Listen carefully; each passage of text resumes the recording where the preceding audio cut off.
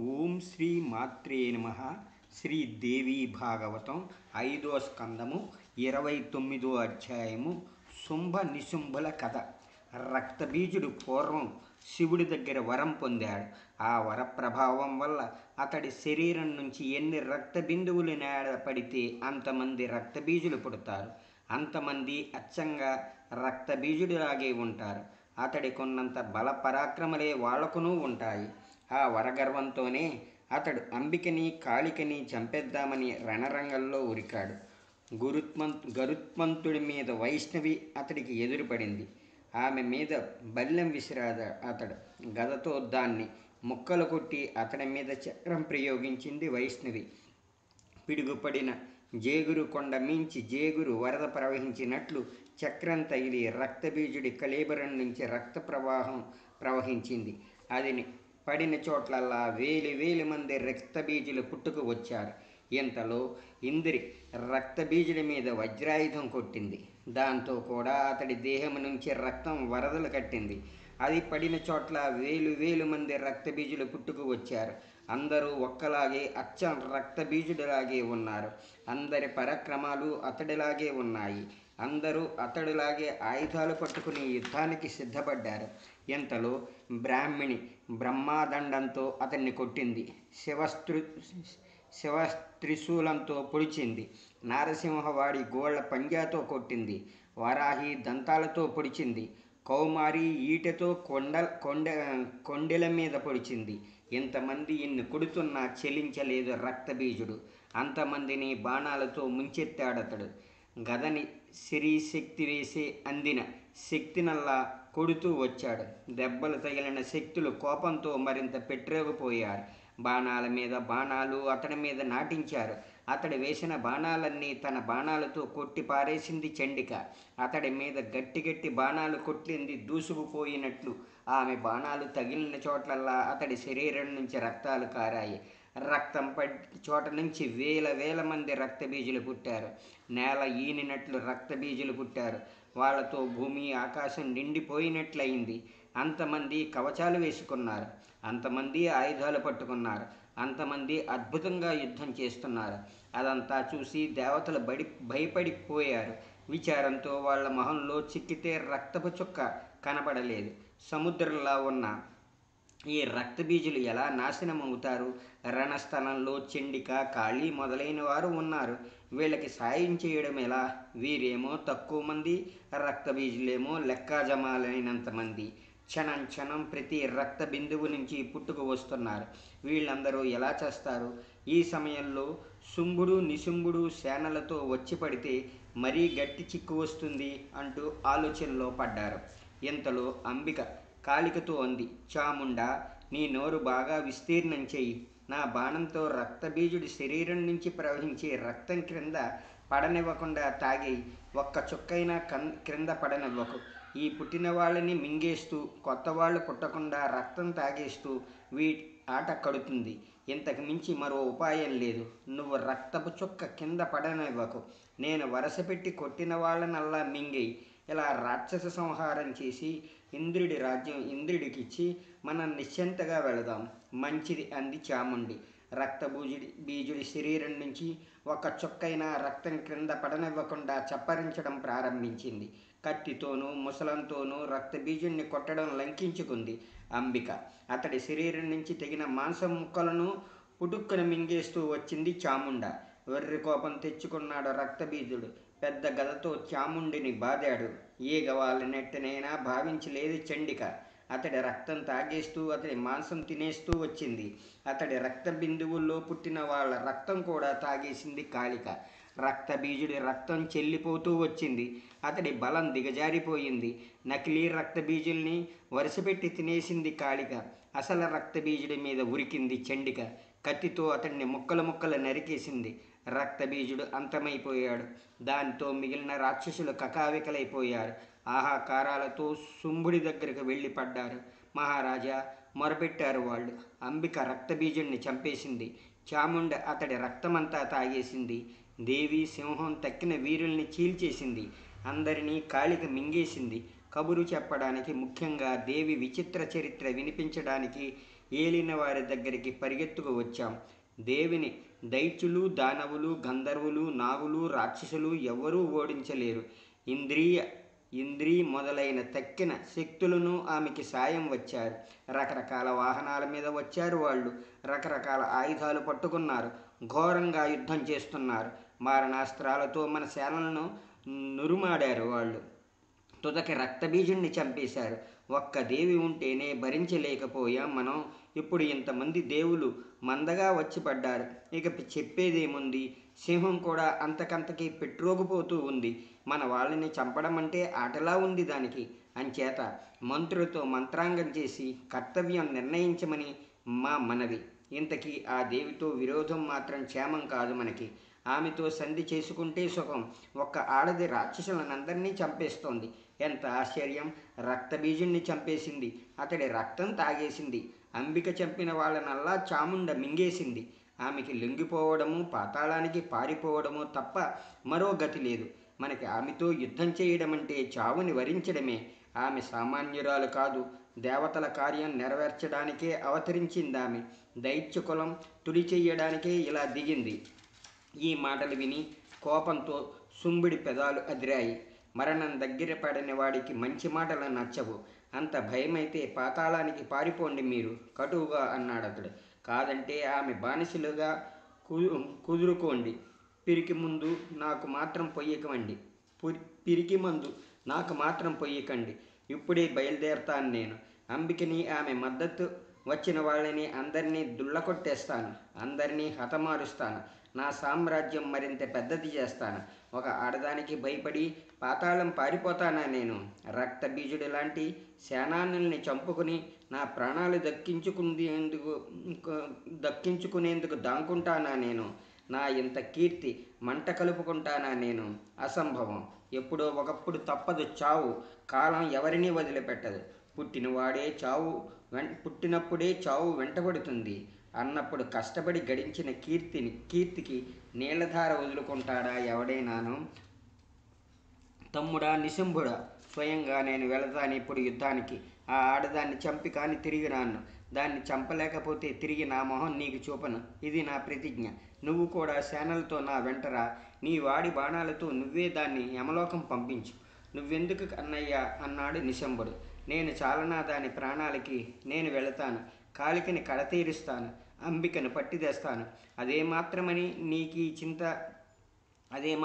నీకీ చింత? పిచ్చికలాంటి ఆడదెక్కడా? పిడుగులాంటి నా బాహుబలం ఎక్కడా? విశ్వాన్నంతా పిడికెలలో పిండేస్తాను నేను. నిశ్చింతగా ఉండు నువ్వు. యథాప్రకారం భోగాలను అనుభవించు. దాని పని పట్టించి వస్తాను. నేనుండగా నువ్వు యుద్ధానికి వెళ్ళడమా? అనుచితం. నీకోసం నేను విజయలక్ష్మిని తీసుకువస్తాను. కవచం వేసుకున్నాడు శుంభుడు. మంచి మంచి ఆయుధాలు పుచ్చుకున్నాడు. గర్వంతో రథమికి కూర్చున్నాడు. బ్రహ్మాండమైన దండు వేసుకుని రణరంగానికి ప్రయాణమయ్యాడు. మంగళ వాయిద్యాలు మోగాయి.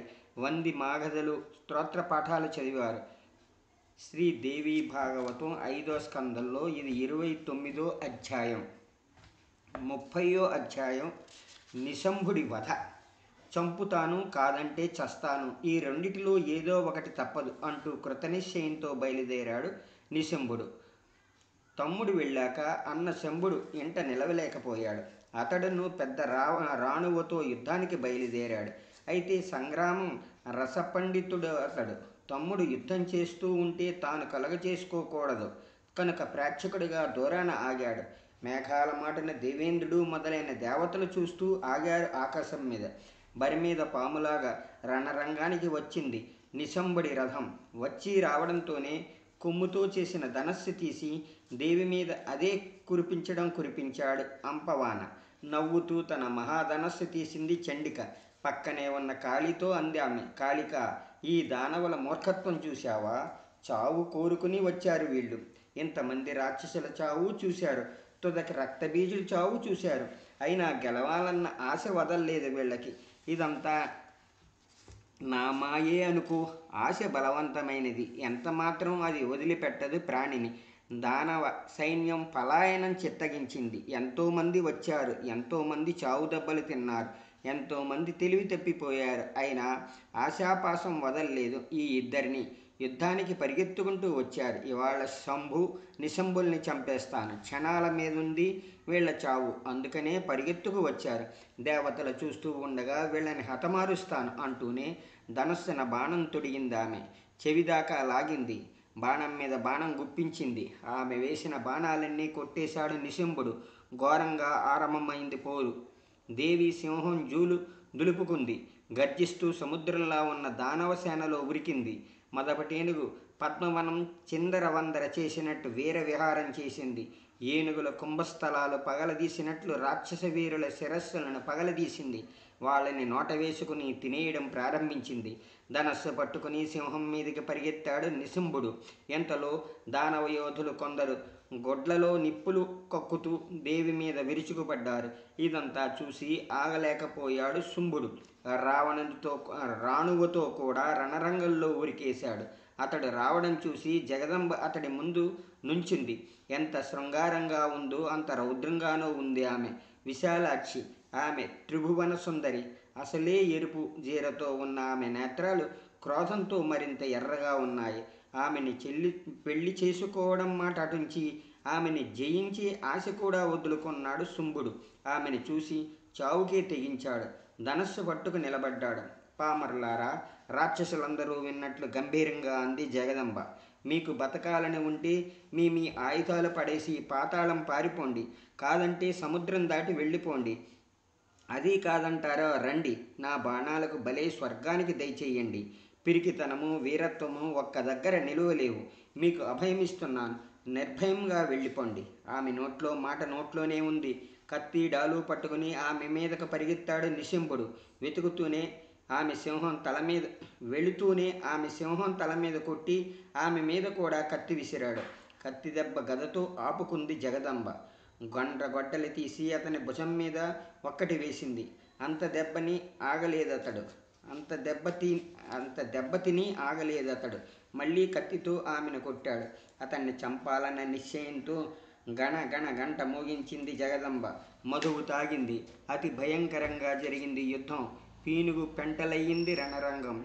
వచ్చి మాంసం తినే పక్షులు, కుక్కలు, తోడేళ్ళు, రాబందులు, కంకపక్షులు, కాకులు శవాలు పీక్కు తిన్నాయి. నెత్తురు నదులు పారాయి. ఏనుగుల గుర్రాల కరేబరాలు కొట్టుకుపోయాయి. అదంతా చూసి నిలువునా మండిపోయాడు నిశంభుడు. పెద్ద గద పట్టుకుని చండిక మీద విరుచుకుపడ్డాడు. సింహాన్ని ఒక్కటి కొట్టాడు. అట్టహాసం చేసి దేవి మీదకి కూడా గద ప్రయోగించాడు. దుర్మార్గుడా, నిప్పులు కక్కుతూ ఉరిమింది చండిక. ఆగు, కంఠం నరికి యమలోకం పంపుతాను నిన్ను అంటూ చర్రున కత్తి దూసింది. ఉత్తర క్షణంలో అతడి తలకాయి ఎగరగొట్టేసింది. తల తెగి అతడి మొండెం గద పట్టుకుని కొంతసేపు రణరంగంలో గిరగిరా తిరిగి చిందులు తొక్కింది. బాణాలు వేసి అతడి కాళ్ళు చేతులు నరికేసింది దేవి. కొండ కూలినట్టు నేల కూలింది మొండెం. నిశంభుడు కూలిపోవడంతో రాక్షస సేన గోలుమంది. సైనికులు నిలువుగా కంపరెత్తి రక్తాలు కారుతూ ఎంతోమంది ఆయుధాలు పడేసి కోటవైపు దౌడు తీశారు. దూరంగా ఉండి చూస్తున్న నిశంభుడి చావు ఎరగడు. పారిపోతున్న వాళ్ళని చూసి అడిగాడతడు.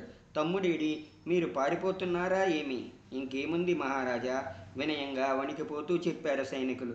మీ తమ్ముడు నిశంభుడు చచ్చిపోయాడు. తల తెగి యుద్ధభూమిలో పడ్డాడు. ఆయన వెంట వెళ్ళిన వీరులను అందరూ హతమారిపోయారు. అందరినీ చంపేసింది రణచండిక.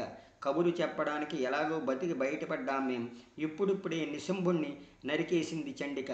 కనుక నువ్వు యుద్ధానికి వెళ్ళవద్దు, చంపేస్తుంది. సామాన్య స్త్రీ కాదామే. దేవతల కార్యం నెరవేర్చడానికి అవతరించిన అసాధారణ దేవత.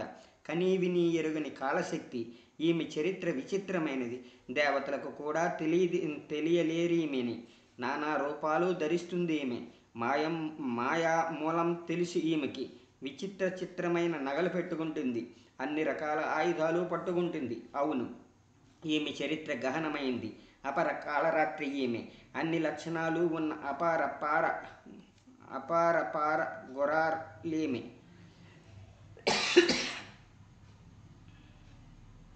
అపారపారగురాలీమె. అంతరిక్షం మీద దేవతలు స్తోత్రం చేస్తారేమిని. దేవకార్యం నెరవేర్చే శ్రీదేవి ఈమె. పరమాద్భుతం ఈమె చరిత్ర. పలాయనమే మన పరమధర్మం. ఇప్పుడు దేహం రక్షించుకోవడమే కర్తవ్యం. ప్రాణమంటూ ఉంటే అనుకూల సమయం వచ్చాక యుద్ధం చేయవచ్చు, విజయం సాధించవచ్చు. కాలం కలిసి రాంది ఏమీ చెయ్యలేం. కాలం బలవంతుణ్ణి గడ్డిపోచ చేస్తుంది, గడ్డిపోచని మహామేరువు చేస్తుంది. దాతని బికారి చేస్తుంది, బికారి ధనవంతుణ్ణి చేస్తుంది, బికారిని ధనవంతుణ్ణి చేస్తుంది. విష్ణువు, బ్రహ్మ, శివుడు అందరూ కాలానికి దాసులే. ఇంద్రుడైనా చంద్రుడైనా కాలం ముందు ఏమీ కారు. అంచేత కాలమే ప్రభువు కనుక కాలం కోసం కనిపెట్టాలి. ఇప్పుడు కాలం ప్రతికూలంగా ఉంది, మనకి దేవతలకి అనుకూలంగా ఉంది. అయితే ఎప్పుడూ ఒక్కలాగే ఉండదు. కాలం రకరకాలుగా మారుతుంది. ఓపికతో ప్రతీక్షించాలి. పెరగడం విరగడం అన్నీ కాలం వల్లే జరుగుతాయి. ప్రత్యక్షంగా అవుపిస్తూనే ఉంది. దేవేంద్రుడు మొదలైన దేవతలు కప్పాలు కడుతూ నీ అడుగుజాడలకి మడుగులెత్తుతున్నారు. ఇవాళ ఒక ఆడది మహావీరులమైన మనల్ని చంపేస్తూ కూర్చుంది. శుభమైన అశుభమైన కాలమే తెచ్చిపెడుతుంది. మన పరాజయానికి దేవతలు కాళీ కాదు కారణం, కాలమే దీనికి కారణం. మా మాట నీ దివ్య చిత్తంతో చిత్తగించు. నీకు తోచినట్లు చెయ్యి. కానీ ఒక్కటి మాత్రం మా మనవి, కాలం దానవులకి అనుకూలంగా లేదు, ఒకనాడు అనుకూలంగా ఉండేది. అందుకనే ఆవేళ విష్ణువు, శివుడు, ఇంద్రుడు, వరుణుడు, కుబేరుడు, యముడు మొదలైన మనగాళ్ళంతా ఆయుధాలు పడేసి తోకలు ముడిచారు. అలాగే కాలం కలిసి రాలేదు కనుక మనం పాతాళానికి వెళ్ళిపోదాం. బతికుంటే మంచి కాలం మళ్ళీ రాకపోదు. మంకు పట్టి ఇప్పుడు రణరంగంలోనికి వెళ్ళావా, మరణం తప్పదు. నువ్వు మరణిస్తే దేవతలు మంగళగీతాలు పాడతారు, మహారాజుల్లాగా విహరిస్తారు. శ్రీదేవి భాగవతం 5వ స్కందం, ఇది 30వ అధ్యాయం. ఈరోజు పారాయణం సంపూర్ణం.